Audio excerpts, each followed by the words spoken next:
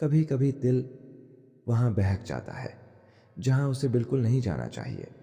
कभी किसी की हंसी बहुत अपनी सी लगती है, कभी किसी की आंखों में सुकून दिखता है जो खुद की जिंदगी में कहीं खो गया हो।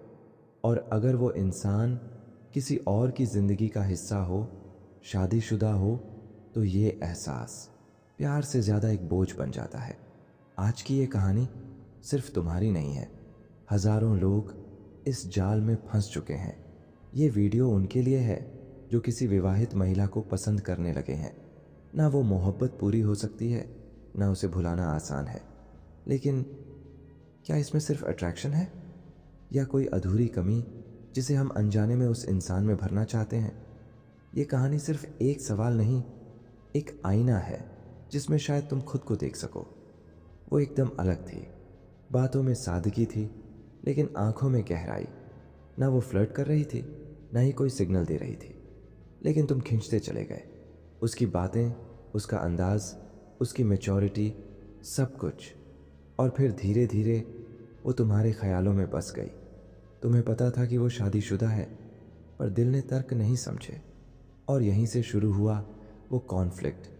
दिल की ख्वाहिशें बनाम ज़मीर की आवाज़। वो भी इंसान थी, उसकी ज़िंदगी में भी कई अधूरे पल थे। शायद उसके पति ने उसे कभी वो अटेंशन नहीं दिया जो वो डिज़र्व करती थी। शायद उसकी भी आंखों में अकेलापन था। और तभी उसने तुम्हारी बातें सुननी शुरू की।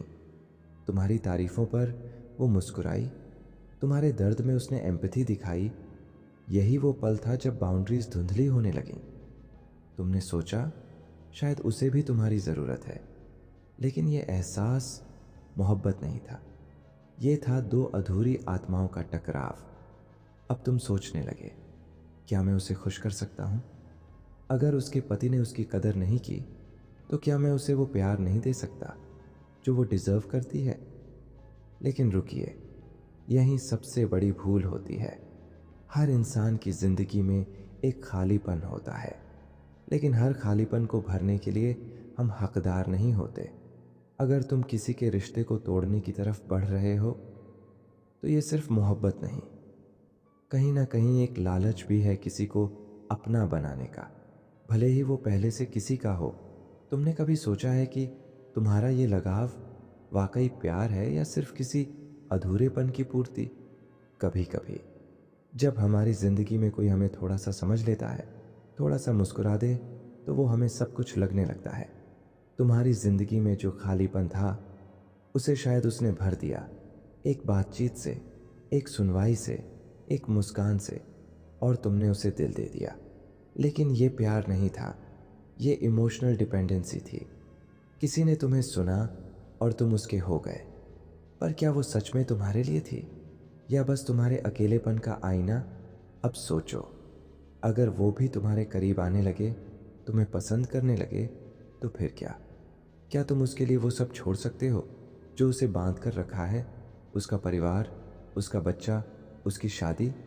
क्या वो तुम्हारे साथ नई जिंदगी शुरू कर सकती है, या फिर ये सब एक खूबसूरत धोखा है जो दोनों के लिए एक जज्बाती भूल बन सकता है? जिंदगी कोई फिल्म नहीं होती जहां मोहब्बत के लिए सब कुछ कुर्बान कर दिया जाता है। यहाँ मोहब्बत से ज़्यादा ज़रूरी होता है कर्तव्य, जिम्मेदारी और इंसानियत। तुम्हें पता है कि ये सब गलत है, लेकिन फिर भी दिल उस तरफ खींचा चला जाता है। एक तरफ सोसाइटी का डर, दूसरी तरफ उसका साथ खोने का डर, तुम खुद से। लेकिन याद रखना, गिल्ट वो पहला संकेत है जो तुम्हें बताता है कि तुम्हारा ज़मीर अभी जिंदा है। साइकोलॉजी कहती है कि हम अक्सर उन लोगों की तरफ आकर्षित होते हैं जो इमोशनली अनअवेलेबल होते हैं। क्यों? क्योंकि वो हमें एक चैलेंज लगते हैं, एक अधूरी कहानी जिसे हम पूरा करना चाहते हैं। विवाहित महिला इमोशनल मैच्योरिटी रखती है, समझदारी होती है, और एक मिस्टीरियस डिस्टेंस जो उसे और आकर्षक बना देता है। हमारे अंदर का रेस्क्यू फैंटेसी जाग जाता है। हम सोचते हैं कि हम उसके दुखों को कम कर देंगे, उसकी ज़िंदगी को बेहतर बना देंगे। लेकिन हम ये भूल जाते हैं कि हम सिर्फ एक किरदार हैं उसकी ज़िंदगी के किसी क्षण में। हम उसकी पूरी कहानी नहीं बन सकते। स्टोइसिज्म कहता है, तुम्हारा कंट्रोल सिर्फ तुम्हारी सोच और कर्म पर है, दूसरों के डिसीजंस और भावनाओं पर नहीं।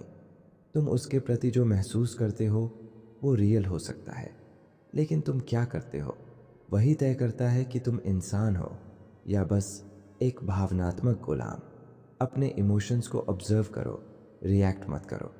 उसे चाहना गलत नहीं है, उसके लिए कुछ करना, किसी की शादी तोड़ना, अपना ज़मीर मारना, वो गलत है। हर बार जब तुम्हारा मन उसकी तरफ भागे, खुद से पूछो, क्या मैं उसकी ज़िंदगी में वैल्यू जोड़ रहा हूँ या उसे और उलझा रहा हूँ। उसे दूर जाना एक कड़वा सच है जिसे स्वीकार करना ही होगा। तुम उसे भूल नहीं पाओगे, शायद बहुत वक्त तक नहीं, लेकिन तुम्हें खुद को उस बंधन से आज़ाद करना होगा जो तुम्हें अंदर ही अंदर खा रहा है।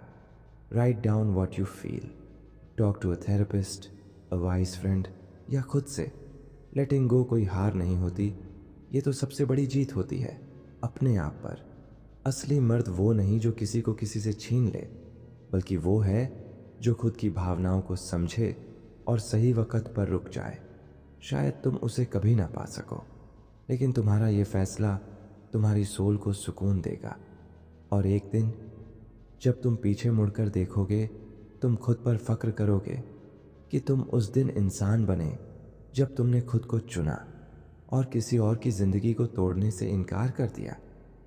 अगर तुम भी ऐसी किसी सिचुएशन में हो तो खुद को दोष मत दो, समझो, महसूस करो और फिर खुद को उस इमोशनल जाल से बाहर निकालो।